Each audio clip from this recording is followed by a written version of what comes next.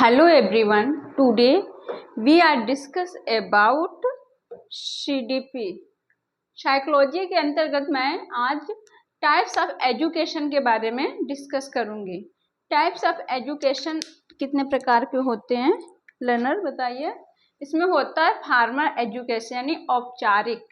First is farmer education and second is informal education and third is non farmer education.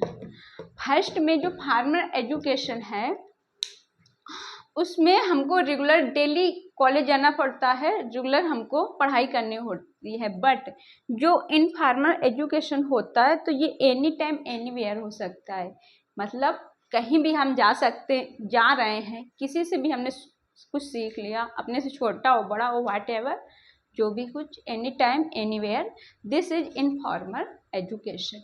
And non formal में आता है गैर औपचारिक education, non formal.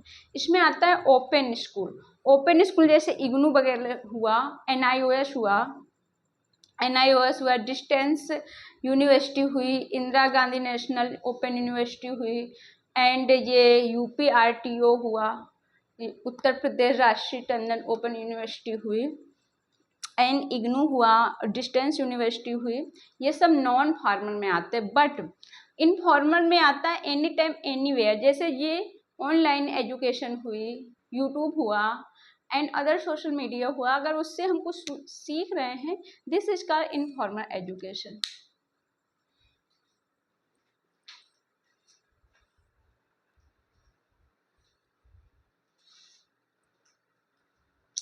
Next point is teaching method.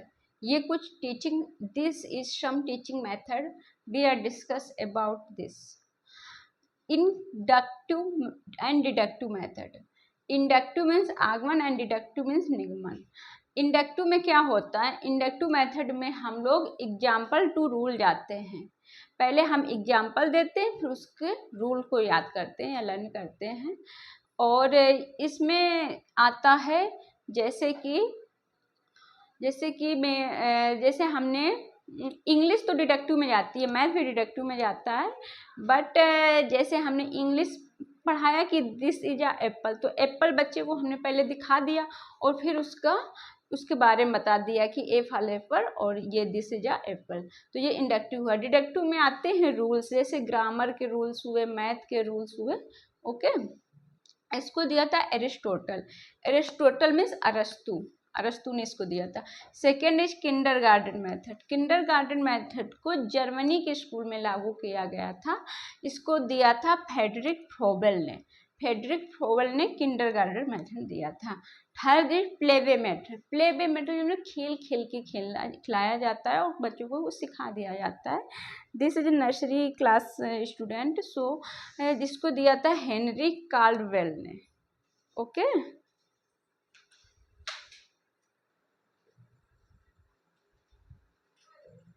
Okay friends, next method is brainstorming method. Brainstorming मतलब कि जिसमें चिंतन होता है, सोच होता है, जिसमें मेरा माइंड चारों तरफ सोचता है, विचार आते हैं, इसको ब्रेनस्टॉर्मिंग मेथड बोलते हैं, यानी बुद्धिशीलता। इसकी खोज एलेक्स फैक्ले फ्रोबेल ने की थी। और सेकेंड इज डाल्टन मेथड, ये USA के थे। दिस इज डाल्टन मेथड, ये USA के थे एंड इसको हेलन पार्क हस्ट ने दिया था, and third is project method एक ग्रुप मेथड होता है। इसमें teaching with in activity time solution, teaching जो की जाती है उसमें एक्टिविटी के थ्रू समझाया जाता है।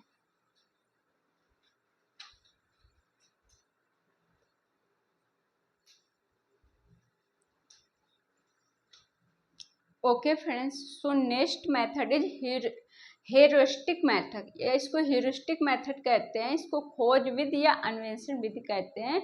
इसकी खोज की थी H.E. आर्मस्ट्रॉन्ग।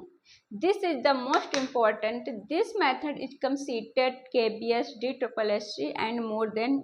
जिस एग्जाम में CDP पूछी जाती है उसमें हेरोस्टिक मेथड आने के 100% चांस होते हैं। And next is micro teaching. Micro teaching में सूक्ष्म शिक्षण आते हैं। इसमें छः करके 36 मिनट का ये होता है। इसके ड्वाइट एलन किए थे और ND तिवारी ने इंडिया के थे, उन्हें की थे, और ये फॉरेन कंट्री के थे। क्वेश्चन आंसर मेथड, इसको सोक्रेटिस मेथड भी कहते हैं, सुकरात कहते हैं, क्योंकि जो सुकरात थे वो अपने सॉल्यूशन सारे क्वेश्चन आंसर मेथड के थ्रू ही सोल्व करते थे। Next is sociometry method.